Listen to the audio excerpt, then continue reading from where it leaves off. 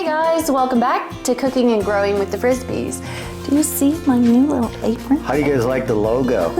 I think we asked them about the logo online already. We did. But I did want to just do like a quick test of one, like to see how it would look like as a decal. And it's not perfect, but I thought it was kind of cool. So It's cute. Yeah, I like think it. we should move forward with it, hopefully. So anyways, today we're doing homemade ravioli with a meat filling in a red sauce. So all that to say, we have a few hours to go for this whole process, but I'm gonna start with my ravioli dough. Now, the recipe that I'm using is from Billy Paradisi. Sorry. Uh-oh. I know, I butchered his last name. And they use semolina flour, a fine semolina flour. The problem that I had was that I did not have a fine semolina. I had a coarse semolina. So I did some Googling and found out that you can in fact change your coarse semolina to a fine semolina if you use a bullet, not a food processor, which was surprising to me. But I do happen to have these small smoothie attachments for my Ninja mixer, and so I just took the course a cup at a time through this and threw it on the Ninja for a few minutes. It got a little warm, but look, it turned it into a nice fine semolina. It's lovely. So we're going to use this to make our dough. So the recipe called for the final outcome was 48 ravioli. I don't need quite that many, so I'm gonna cut the recipe in half. So this is only 2 cups of that fine semolina flour. And the nice thing is you can use your food processor to mix up the dough. So I was excited about that too. Does require a little bit of kneading, but not too much. Also, I've got 2 eggs here with a 1/4 cup of water. Again, I'm having this recipe and I'm gonna use about 2 tablespoons of this. There we go. What is that? Olive oil? Olive oil. Yes, extra virgin olive oil. And I'm just gonna zhuzh this up. And then we'll put it into the food processor and let that go for a few minutes. First though, I need to add some salt. This is a fine sea salt, Morton's, versus what, a coarse sea salt that I might use for a brine. So I want to get the salt well mixed into the flour, so give me a minute. Okay. Now I'm going to take my wet ingredients and add them to my dry ingredients as we run. So bear with me with the noise.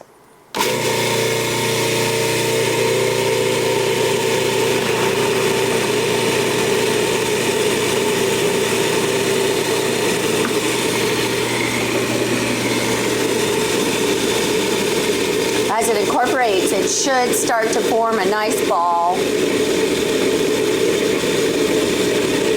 There it goes.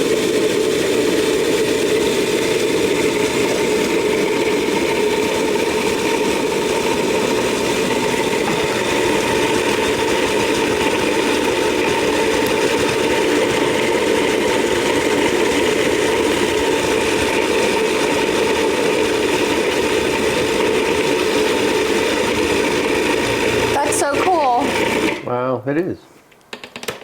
I love it. So, yep, should feel a little bit wet and sticky, which is exactly what I have. Now we're going to turn it out and knead it by hand just a couple of times. I'm going to put a little bit of flour on my station. So excited to do this. I've had this ravioli maker that I got from Serena a few years ago, and I guess I've just been a little scared of it. So let's go. here we have. And now I'm just gonna knead it a little bit, a few times.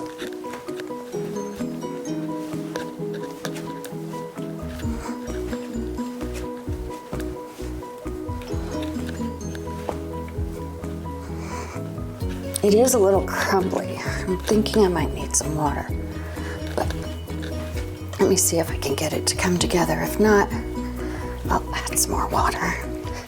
Ironically enough, it uses cold water too. Here we go.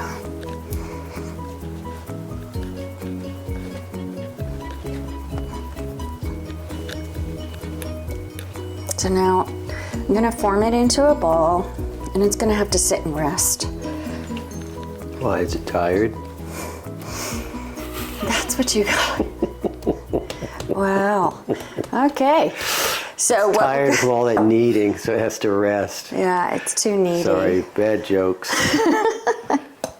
Okay, I'm just gonna set it. We're gonna leave it here now for 20 minutes, and in the meantime, I am going to put together the meat mixture. So, fun fact, yesterday I spent a couple of hours doing ricotta. Sorry, brain fart. So I made fresh ricotta, which is pretty cool. It does take, it's a process though. So yesterday, obviously we had some time. Keith was downstairs putting together my new grow rack, which I'm very excited about. Episode forthcoming. Yes. And so I took the time upstairs to bring a gallon of milk with citric acid and salt together. And then you bring it from cold to a very slow 195 degrees or 197 degrees, sorry. And then it starts to curdle, and then you put it in some muslin to drain, and there you have it. Ricotta. I love it. So I need a bowl, and I'm gonna do a meat mixture. You can do a plain ricotta if you like. I'm gonna actually use, this is a 80-20 beef mix. I'm only gonna use half of it. Again, like I said, I'm only making this half of this recipe because we're only 2 people. And we just don't, we will never eat that much. Even as many, so if I have to 48, it's gonna only give us, what, 24? But even that is gonna be a lot for us. So, I'm just getting my meat mixture kind of zhuzhed up so that it's not one big clump. Hand wash. Then I'm gonna crack 2 eggs. We use a lot of eggs in this house. We use a ton of eggs in this house, primarily because you eat 2 every morning. We do. Good source of protein. There we go. Surprisingly enough, I think we had gotten farm fresh eggs. I think we had like a month's worth of farm fresh eggs, and we actually got through all of them. We did. So, They were good. where did the other, here it is, the other egg fork go? So we got 2 eggs You here. guys ever want to know the difference between farm fresh and regular store-bought eggs? They're just, I eat a lot of scrambled eggs, and it's a lot creamier than a scrambled egg. They're so much brighter too. Yeah. The yolk is like almost orange. Yeah. Really and truly. Okay. And then I need a cup plus some of ricotta. So.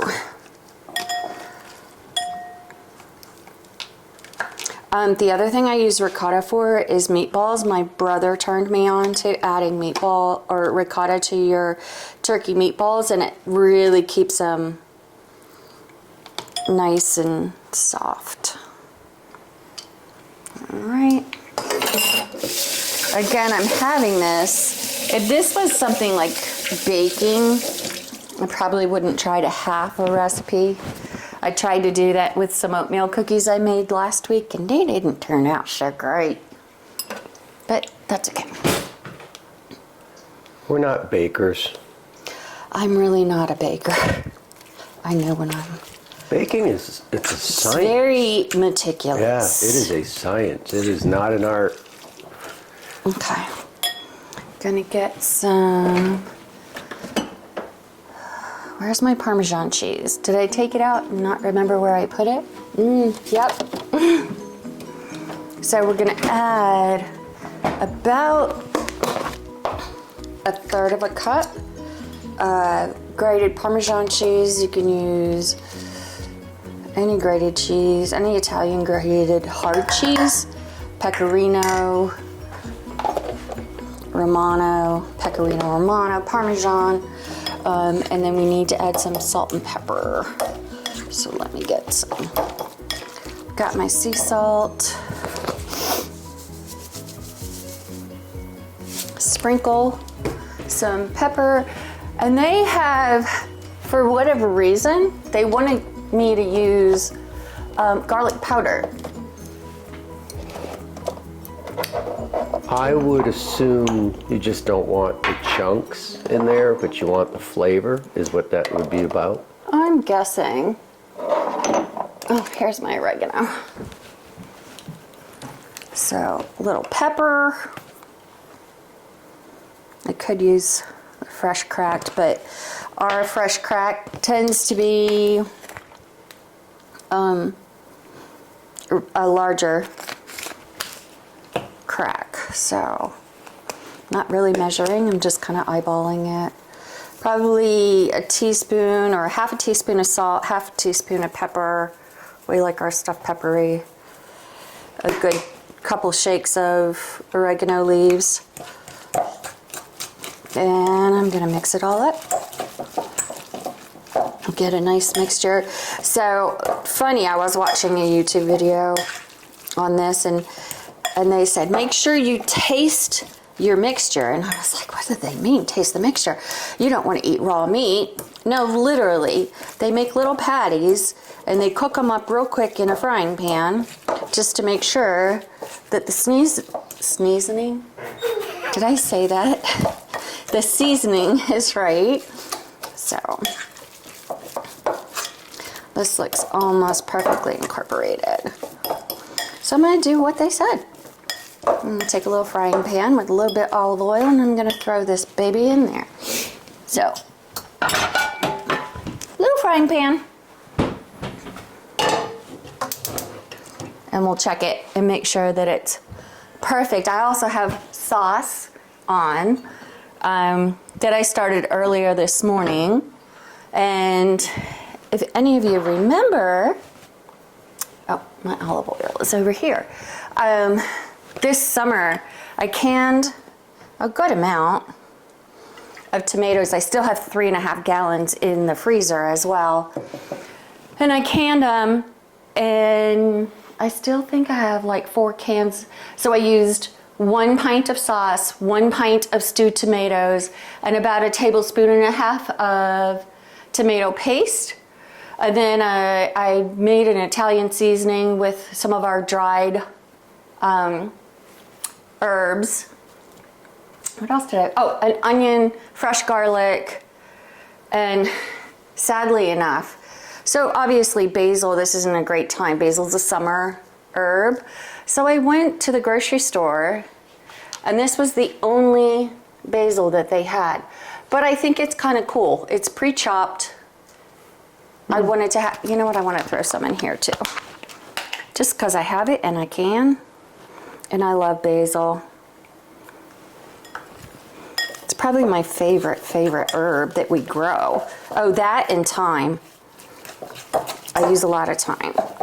I was lucky enough, the last snowfall, before it started, I ran out and I grabbed all the thyme that was still left. And I, Ooh, you must have done that just in time. I did. God, he's got jokes today. He's so funny. Dad jokes. Okay, so I'm going to take a little bit. Form a little patty and throw it in here and see how it tastes. See what, if anything, we need. Here's the sauce. Oh, I threw some splashes of red wine in there. I had a rind of Parmesan, a small one. Is this all our tomatoes? This is not tomato paste. Oh. I use the, this is great for anybody that doesn't use a ton of tomato paste on a regular basis. This tomato paste in a tube,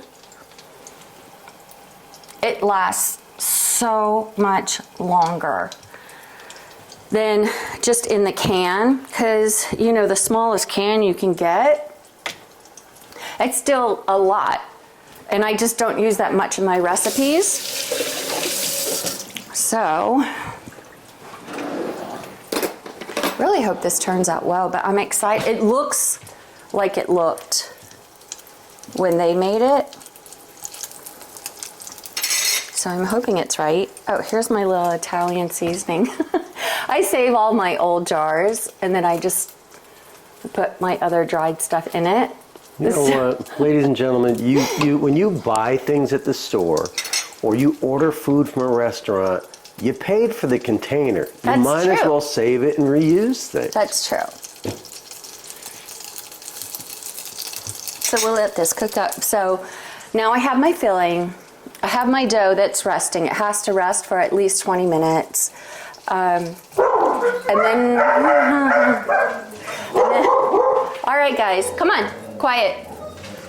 And then we'll be able, when I come back, we'll start rolling out the sheets of pasta to make the ravioli in the same mixer. So I use my KitchenAid. I have an attachment for pasta, to roll the pasta, and then I have another attachment that makes the raviolis. Then they'll sit for a few. I'm gonna put some on parchment paper and freeze them. They could freeze for up to, I think they said a year, I think they said. So I plan on doing that. Oops, little one got away. I hope it tastes good. You're gonna find out, aren't you? I will. This is, so it is something that I always strive to do, which is not add too much, add just enough for the seasoning, like to add flavor and not take over something. But it can be hard because I tend to add too much of everything. All right, let's see. I'm gonna give it another minute. Get some good oil on it. I'm looking forward to this for dinner tonight. Also, we'll be watching a couple of football games tonight. We got one at 3 and one at 6:30, so looking forward to that. Oh, and then tomorrow, college championship. Which I have to shout this out. What's up with the 7:30 games, people? East Coast. That's just late. That's late. I mean, that means that game goes till 11 o'clock. I don't get it. But. Yeah. All right. I just turned it off. Seems to be cooked through. Ooh. It's gonna be hot. It's hot.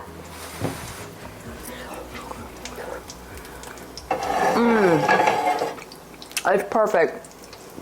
It's absolutely perfect between the ricotta and the beef and a little bit of herb. I love it. It's perfect. Okay, so we've got our pasta resting. We've got our meat mixture going. I'm going to continue and let the pasta rest while I put together my KitchenAid and my pasta roller and all that, and we'll be right back. Thanks, guys. Hey, guys. Okay, welcome back. It's been 20 minutes. My dough has rested. It suggests before you start running it through your KitchenAid that you cut it into 4 different pieces. So that's what I'm gonna do. Well, it said 8, but considering we only made half, do 4. Then flour both sides well, and we're gonna start rolling this out.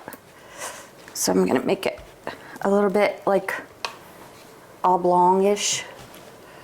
And then put some dough on it. Or dough? What am I saying? Put some flour on it. It suggests doing this out of 2 on your hand mixer, so I'm gonna go ahead and put 2 on. You start at 1 and you go all the way to 7. So here we go. Here goes nothing.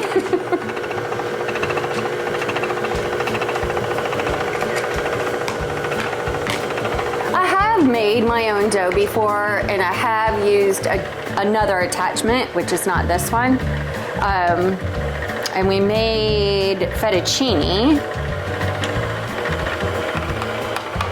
Moving to 2. I have over here next to me just a cookie sheet with some parchment paper on it. There we go.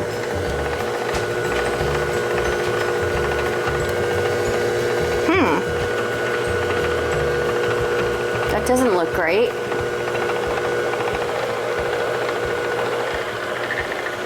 What happened? It's falling apart, so my dough's not right.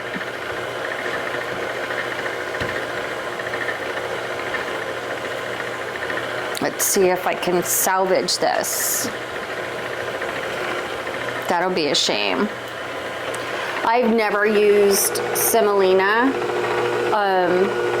to make dough before, so that could be part of the problem. And maybe it went through the first time. Right, but it's not going through this time. It's really crumbly. It makes me feel like it's not the right consistency. So what are my options? Right now, I can continue to try and work with this. I don't know if that's worth it because it's just not staying together. Does it need more liquid? Well, we're past that stage. Oh, okay. Because it feels right to me. Like it's supposed to be soft like Play-Doh, and it feels right to me. So I'm gonna keep trying. You can take this up to 4. I don't think that's gonna make much of a difference.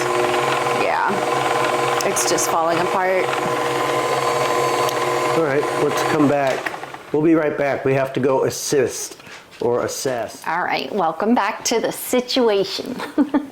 So, best I can tell is as I'm feeling it and messing with it, it feels a little too gritty, right? So if I compare it to a regular flour, I think even though I tried to make it finer from the coarse semolina to a fine semolina, I just don't think I did it enough. So it didn't come together like it should have. The good news is, ta-da! I was able to make some more with regular flour. Also, I don't know that see this feels good too, but it doesn't have that gritty texture to it. But also, maybe I just didn't knead it enough the first time, but either way, we're going again. So I really did the exact same thing, all the same measurements. I just used the all-purpose flour instead of the semolina that I was trying to use. So we are still going to do all the same things. So I'm going to flatten it out a little bit. Get some flour on both sides. We don't want it sticking. Sometimes with cooking, you gotta pivot. gotta pivot. Okay, so we're gonna start on 1 again.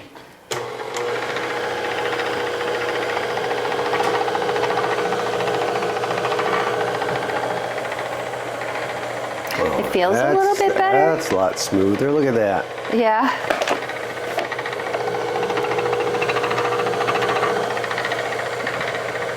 This feels more like what I did the last time when we made fettuccine. You remember that? Mm-hmm.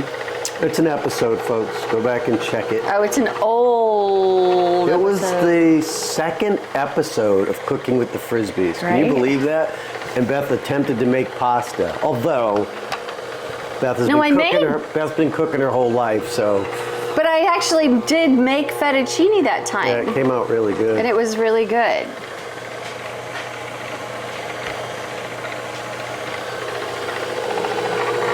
Yeah, see how it's really gripping this and pulling it through? Mm-hmm. Mo better. Yeah, it looks a lot more elastic, I guess. Yeah, so basically what we're gonna do is, like I said, I started at 1, and we're gonna run it. One being wide or thin? No, it's the thick, oops, I don't know. Did I speak too soon? It's the thickness of it, how thick it is. Okay. So you can see how thick this is right now. Yeah. By the time we get down to, or all the way up to 7, it should be way thin.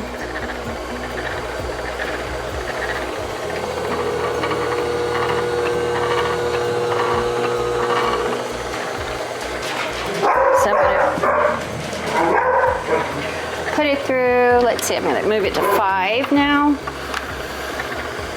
So we're gonna go all the way up to 7. I want you to see what it looks like after I get to 7. And then you're gonna do it again. And then we have to do it for all 4 pieces as well. Who won't make you stick around for that? No. Why does that seem to be bogging down? Because I've made it really thick in certain places. Okay. So we're gonna go to 6.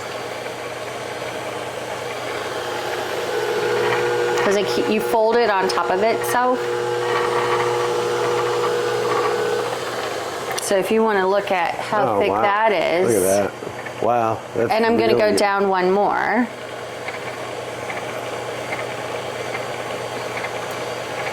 So here is 7.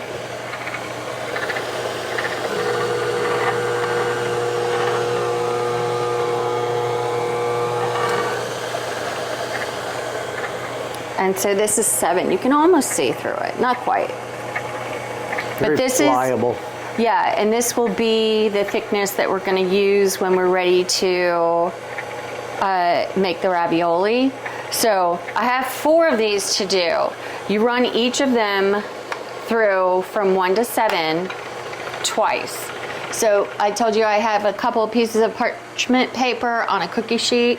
So I'll finish this one and then start it over again at 1. And do that 4 times. So I'm not gonna put you through it, but yeah. Come back with me after a few more minutes and I'll be ready to make some ravioli. Exciting time. Okay, I'm so much happier with this. I bet. Yeah. Well, that looks nice. And it feels right in my hands. So I know like really good pasta makers do this on the regular basis. I don't, so oops.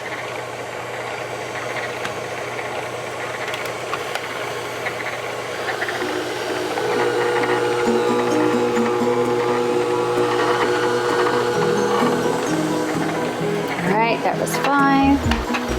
I'm gonna do 6.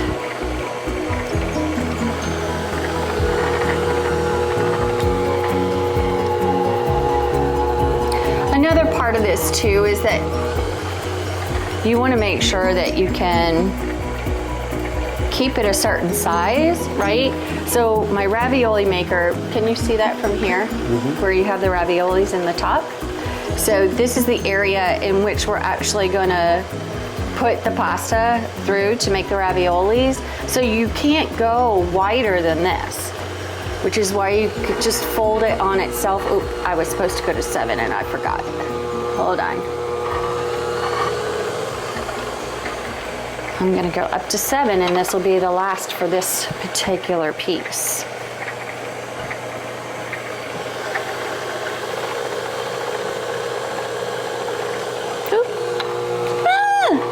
We'll have to do that again. I dropped it. See how it made a crease in it? Ugh. Goodness. Oh, that was going so well. Yep.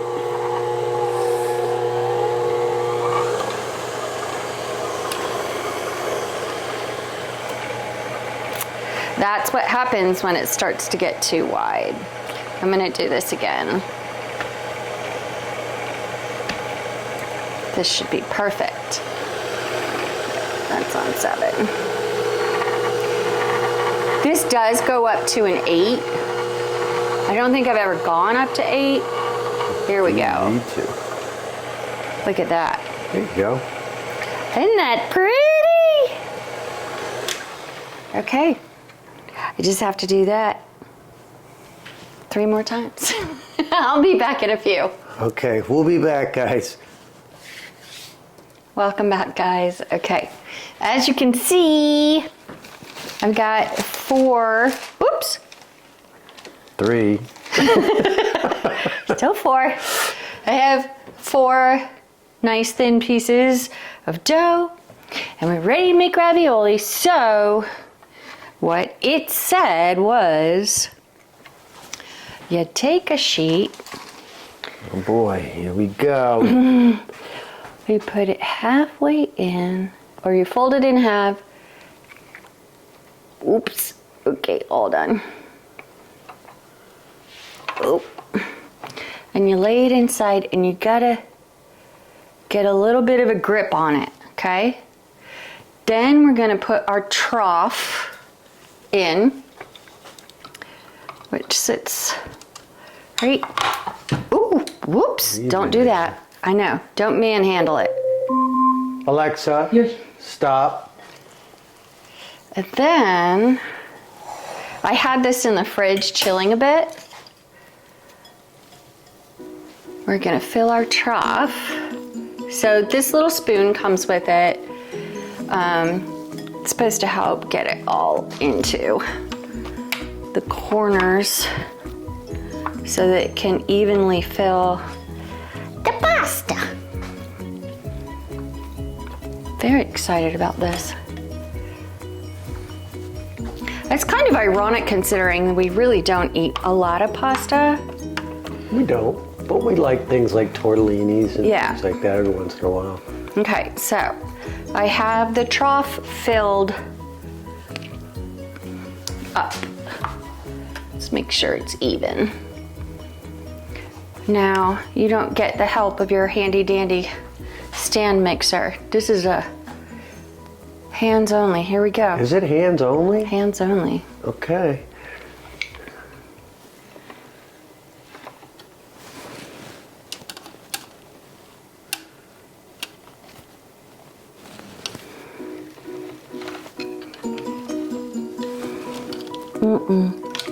Something went wrong. It's all stuck up in there.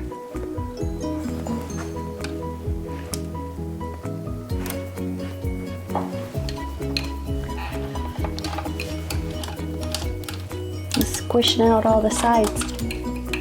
What's squishing out? Yeah, this one didn't go. That's why. Ah. All right. Fail. Try again. Try again. Unfortunately, the biggest issue is that now, that's gone. yeah. So what went wrong? Let's see. It filled some of them. I put too much mixture, I think, in it. But unfortunately, because it has raw meat, can't reuse it. So let me wash my hands. I'm gonna put a little bit of flour on the dough as well. So Maybe it doesn't stick. that'll 'cause help. It was gripping back here. It was grabbing that. But now do I need to see it's all over the little rollers?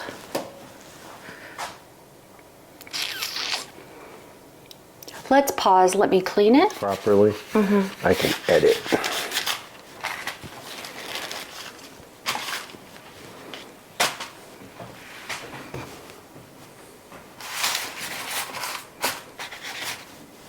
this is a little wet. Maybe that was the problem. What was wet? The pasta's a little wet. It could be. I mean, if it's stuck like that, that's probably what happened. And I always say put more flour. Flour cooks off. I don't want to come around. I don't want to be in that. Should you sprinkle flour up here?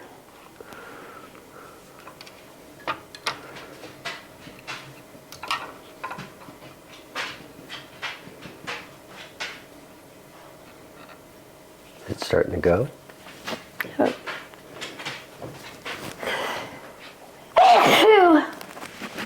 Okay. Let's try again.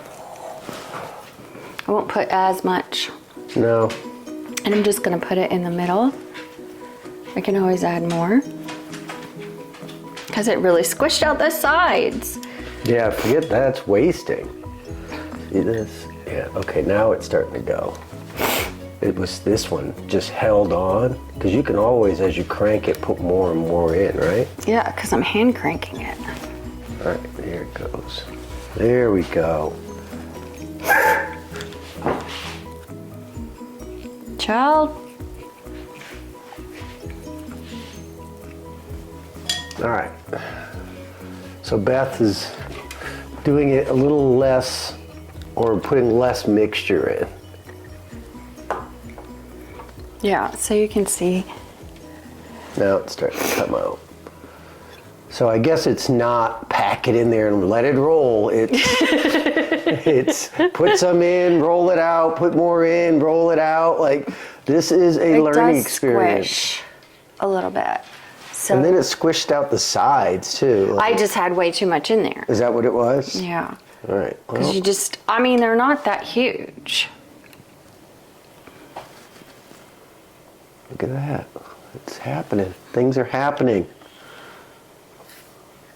Can I get a view of the bottom here? Oh, look it. Raviolios. Bella, Y'all. please stop. Yay! We did it! Hey, Bella. Let me pause this. Yeah, I think I got it right now. It is not the way they show it on TV. Just throw it all in there and roll it out. Like, no. That is not. See, this is why you watch Cooking with the Frisby show. Let me screw it up first. Let us show you the really reels of this deal. Like, it is not like they show on TV. They've probably said cut like 80 times and they go, oh, look how easy this is. No, it's not. Okay, it's good and caught now. Okay. But it is about, like, don't fill the hopper. It's management. It's fill management. Because that's just gonna... But I also want to get enough inside the ravioli at the same time. Like, I don't want half-filled raviolis. No. That are gonna burst apart. So this is literally a trial and error deal. And once you get your methodology down, then you can move forward. But it's a slow process. There's nothing easy about making your own pastas and raviolis. Like, well, I think it's all relative, right? I mean, if I knew more about making fresh pasta, if I knew more about rolling raviolis. we don't eat it that often. That's looking really good though. Look at how that's coming out of the bottom. Oops. There we go. Whee! Look at those babies! Look at that. Shwing! All right. It is a little bit messy. I can see where I'm going to have a problem with some of these. Okay, so part of the problem with rolling ravioli is you really have to make sure that everything is perforated. Otherwise, this is going to pop open in the middle, right? This one's a little bit open, this one's open. So I'm going to have to crimp these some kind of way. Got it. So you don't lose your fill. In order for them to not lose their Do you have fill. a rolling tool? I do not. Oh, okay. But This is doing the crimping for me, Right. and I'll be able to squish them up. Some of them I'll just have to let go. Like these at this end, they're not going to be viable. And there's really no filling in them anyways. These two at this end, not viable. So that's all right. All right. Whoop. Well, Becky, And definitely don't let your dough stay wet. Put some flour on there. that sticks. The other one got really stuck. I think that was part of the problem too. Like Yeah, when you watch it on television, they're pretty liberal with the flour. Like, they just put a lot on it. So this will be my last one.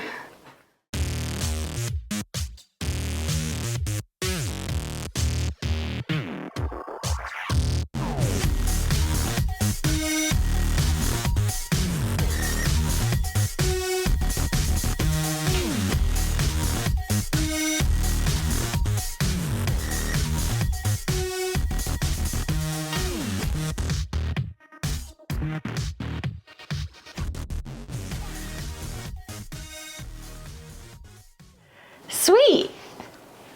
We have some very good looking, mostly viable. So they're supposed to sit for, I think it said 20 minutes. Do you remember what the video said? 20 minutes, I think it was. I think it was 20. So we'll start a timer. Then I'll cut them apart. Then we can start boiling them. We'll have to Come do back. taste tests. We're almost done. Almost there, folks. Okay, we're back. It's been 20 minutes. Okay, I'll turn this way so you can see it a little bit easier. Some of these just simply didn't seal.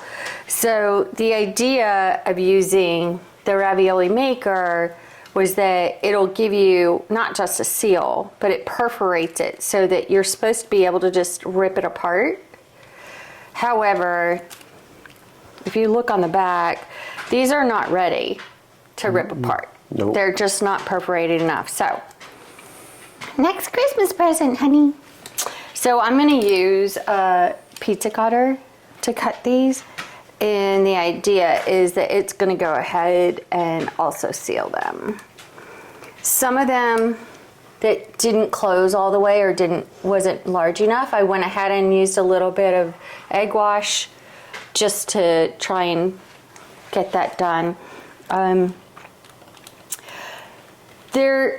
Like I said, there is a tool for this, but a pizza cutter is supposed to do something similar in that it's gonna cut it and seal it at the same time. But I can see there's a little bit of thing. Again, I think I'm just gonna have to do a little bit of egg wash on some of these. These guys aren't usable. Okay. Let's see, I went down this side. Look at these little guys, they're so cute. So I've got some water boiling in the back. I'm gonna go ahead and cut these guys.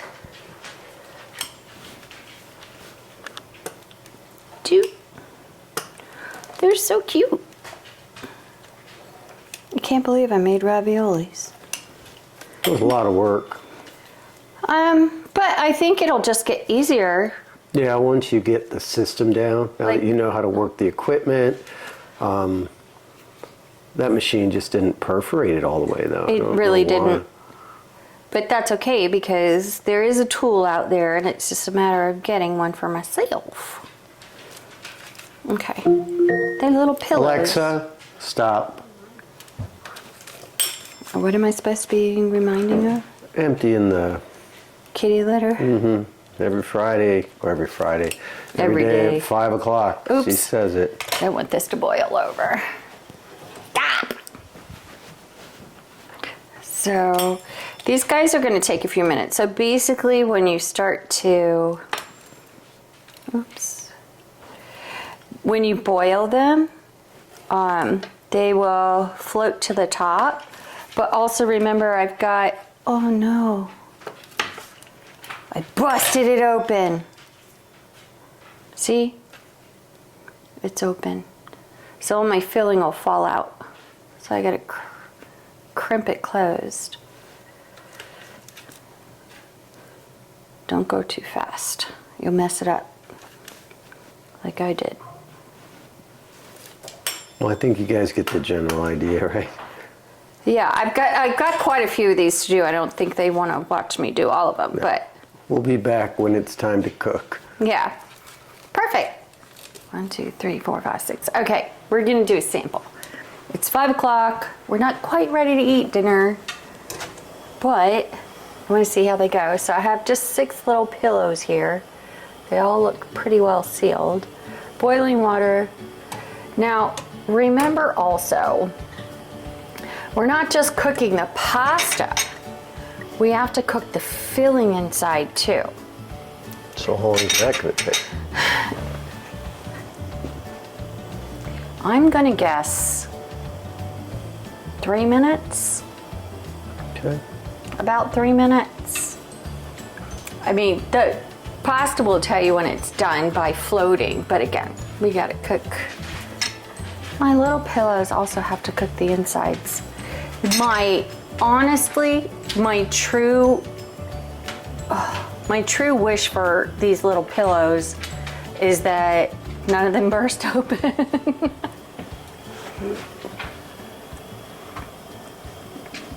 All right, well, that's that. We'll be back in a few minutes. Yeah, perfect. Okay, I'm excited. So I actually ended up boiling them for 5 minutes because remember the meat mixture inside also has to cook. So yes, after 3 minutes they were already floating to the top, but we added a couple more minutes to be able to let the meat cook inside. I took them out, dabbed them just a little bit on a paper towel just to get some of that moisture out. Put some sauce on, had a little bit of a shower. We're snowing. It actually is snowing everywhere. And Parmigiano Reggiano. Okay. I think we're ready to taste test. Are you ready? I'm ready. Okay. All right, I'm coming around. Hold on, I gotta set the camera down. Hopefully you'll be able to get my big mug in there. So I'm just looking at the inside of, so I cut it in half to look at the inside. That looks very Looks well good. cooked. Grab one. See what we got here. Oh my gosh. That just tastes like a great Italian mama's ravioli. That's good stuff. That's really good. It's really good. I'm so excited. That's delicious. Yay! That's really delicious. Success. I'm so happy. Nice job. Very good. Well, Well- guys, there you have it. Couple of glitches, couple of pivots. In the end, it all In the turned end? out fine. So, cooking with the Frisby shows you the good, bad, and the uglies of cooking. I guess we just did that. So, guys, thanks for joining us. Thanks for watching. Go cook yourself some ravioli. We'll see you next time. See ya. See you guys.